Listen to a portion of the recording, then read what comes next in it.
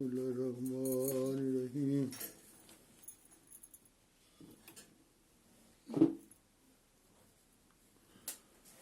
ناظرین، یہ جو مضمون آپ کی خدمت میں پیش کیا جا رہا ہے یہ اسلام پر حملے تلوار کے ہوں جو بعد میں تبدیل ہو گئے، اور آج کے دور میں جب ان کی تلوار ناکام ہوئی علمی حملے شروع ہو گئے۔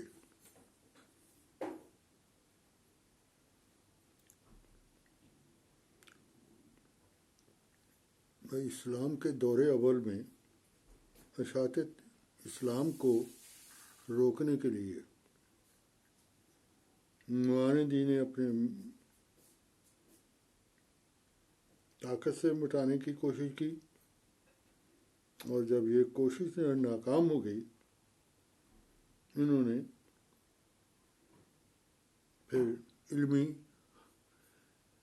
حملے، تصنیفات کے قلم کے حملے شروع کر دیے، جو کہ مسیح موعود علیہ السلام کے زمانے میں پورے زور سے پھر انہوں نے دوبارہ شروع کیا۔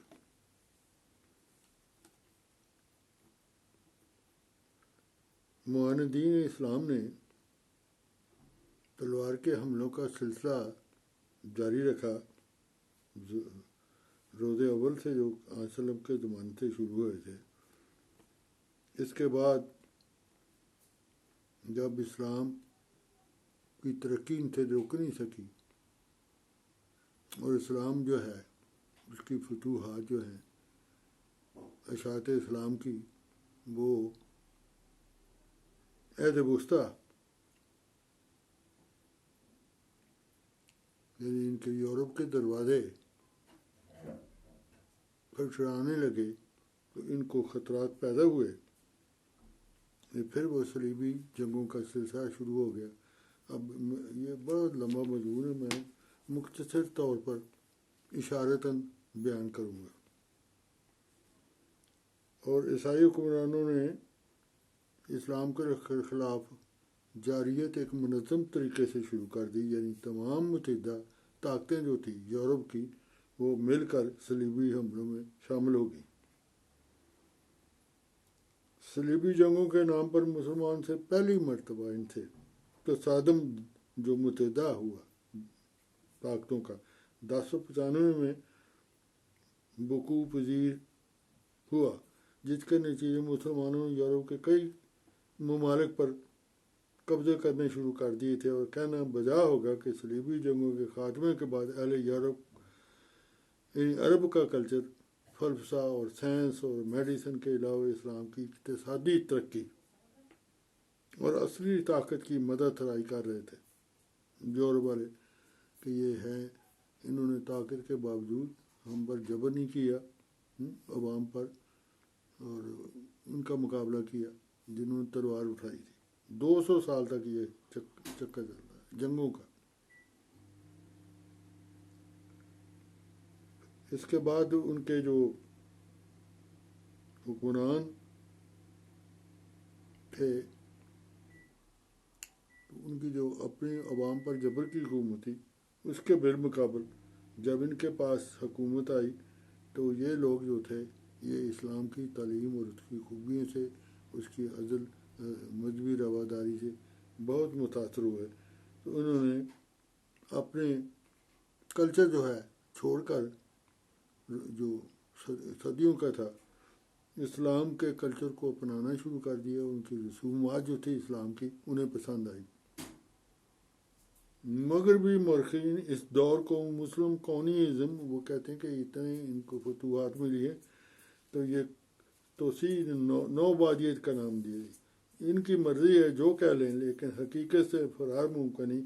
یہ تاریخ کا ایسا دور تھا کہ مغربی مورخین نے بھی مذہبی رواداری کا اسے دور قرار دیا جس میں یہودی اور عیسائیوں کو حق حاصل تھا کہ وہ ایک محفوظ اقلیت بن جائیں اور امن و امان سے بلا خوف زندگی گزارتے ہوئے اپنے مذہب کی پیروی کرتے جائیں۔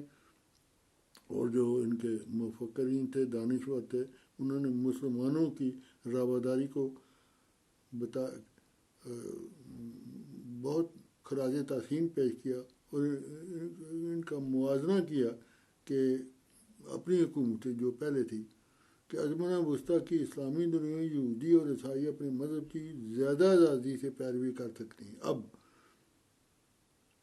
بنسبت ان کے جابر حکمرانوں حکومتوں کو ممالک میں ازمنہ جو زمانہ ہے عہد وسطیٰ کا وسطیٰ کے عیسائیوں کے مقابلے پر مسلمانوں کی مذہبی رواداری کا فرق ایک نمایاں فرق ہو کر ابھرا ہے. وہ انہوں نے کتابوں میں ذکر کیا.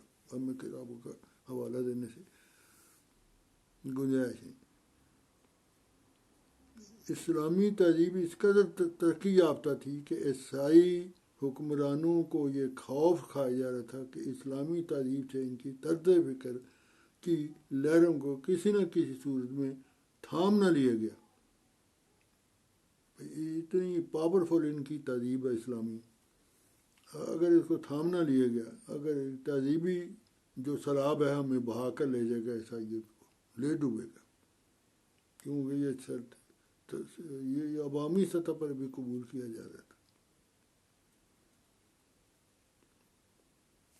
تاریخ شاہد ہے کہ مسلمانوں نے یہودی اور عیسائی اقوام کی اسلام دشمنی حرکتوں کے باوجود ان سے نیک سلوک کیا اور مسلمانوں نے ہمیشہ اعلیٰ اپنی حکومت مسلمانوں کی حکومتوں میں نہایت اعلیٰ خوبیوں کا رواداری کا مذہبی رویہ دیا. اور اسلام کے دور اول میں بھی عیسائیوں اور یہودیوں نے اسلام دشمنی کی سازشوں کی کارروائیاں جاری رکھی ہوئی تھی، لیکن مغربی مصنفین نے ان کی اکثریت اور مسلمانوں کے انتخاب کی مبنی طرز عمل کو بیان کرنے سے ضامت گوارا نہیں کی. انہوں نے کبھی شکر گزاری بلکہ ان پر تلوار کا، جبر کا اور اس قسم کے افسانے جو ہے بجائے ان کی اوصاف ان کے خوبیاں بیان کریں وہ کبھی نہیں کی.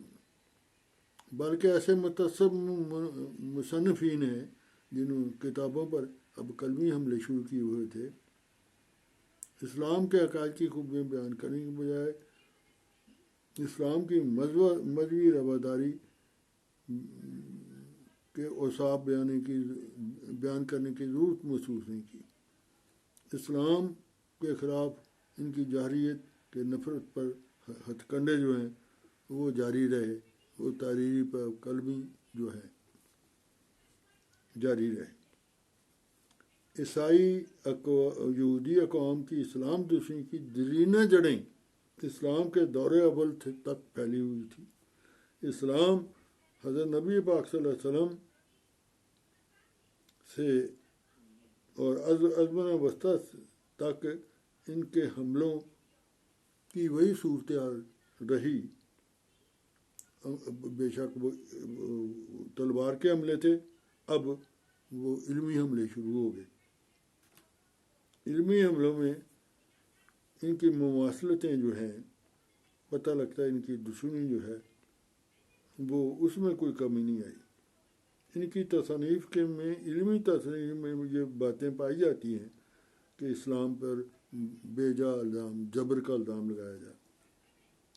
ان کی تصنیفات کے مطالعہ سے بھی یہ عیاں ہو جاتا ہے کہ مغربی مصنفین نے بے جا الزامات وسلم پر اور اسلام پر اور بلا ثبوت مسخ شدہ تصویر دنیا کے سامنے پیش کی جاتی رہی ہے، اور اسلام پر یہ حملے روز عمل سے شروع ہو گئے تھے. لیکن اسلام دور حاضر میں جو اس وقت موجود ہے مماثلتیں وہی ہیں ان کی دشمنی کی. اصل مسئلہ اب یہ تھا کہ اسلامی تہذیب جو ہے جو کہ ان کے عوام پر اثر انداز ہو رہی تھی اس سے کیسے محفوظ رکھا جائے اپنی قوم کو. یہ کہ ان کا اہم مسئلہ تھا جس کی وجہ سے مغرب نے اسلام کو تباہ برباد کرنے کی ٹھان لی کہ علمی حملے کر کے ہم نے ان پر بے بنیاد الزامات اسلام پر، اسلام کی تعلیم پر لگانے.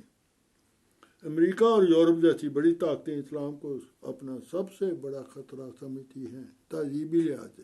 یہ تہذیبی لحاظ سے اس قدر تیزی سے پھیل رہا ہے اسلام عیسائیت کے بالمقابل، حالانکہ عیسائیت خود پھیل رہی تھی ساری دنیا میں. گویا یہ اسلام کی روحانی قوت جذب، اس کی خوبصورت تعلیم، اس کی مقبولیت کا وہ خوف ہے جو ایک عیسائی پادری اور یہودیوں کے دل و دماغ میں ایک تصویر کی طرح لہرا رہا.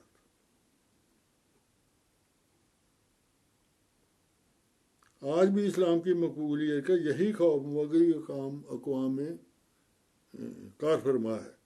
ان اقوام نے اسلام کی مقبولیت کا رستہ روکنے کے لیے خود اپنے انبیاء کی تعلیم کو بھی فراموش کر دیا اور دانستہ طور پر ایک مشترکہ دشمن اسلام کے خلاف عالمی سطح پر تیز رفتاری سے اسلام کی تیز رفتار ترقی کو روکنے کی کوشش شروع کر دی، اور ان کی تہذیب کو چیلنج کرنے والا اسلام کے سوا کوئی مذہب نہیں. تاریخ مطالعے سے بھی یہی پتہ چلتا ہے کہ دنیا کے حصوں میں عیسائیت اپنے عقائد کی پرچار کے لیے پھیلتی جا رہی تھی. ایک یہ کہ نجات کا